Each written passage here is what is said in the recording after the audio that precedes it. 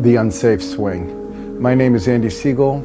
I'm the senior litigating partner at Siegel Coonerty. We're a personal injury and medical malpractice law firm here in New York City. I once represented a young girl who unfortunately became a paraplegic when she fell off a swing. Nobody wanted to get involved in this case, meaning they had spoken to other lawyers, and when they heard the fact pattern, the other lawyers didn't want to touch it. But I told the family that I would look into it, that I was used to difficult and challenging cases, and given the devastating nature of the injury to this poor young girl, which happened on the day of her high school graduation, and she was going to be the first girl in her family to go to college, I would look into it. And that's what I did. What I learned was the facts were as follows. This young girl was standing up on a swing while her sister was seated on the swing, facing in the opposite direction, and they were swinging. And they gained height, and for whatever the reason, my client, the girl who was standing up, she fell off the swing.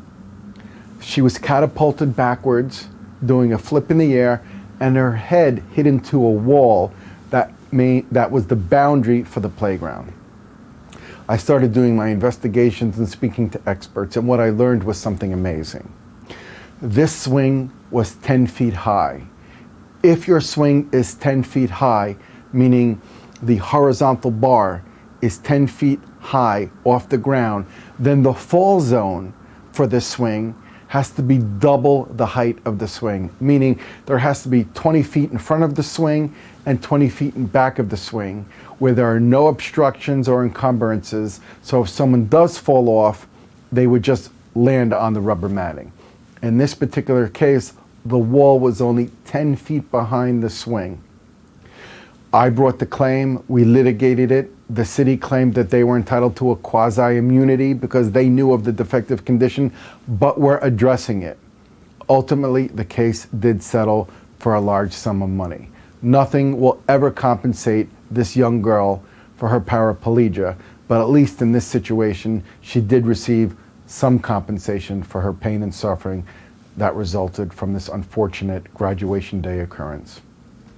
My name is Andy Siegel.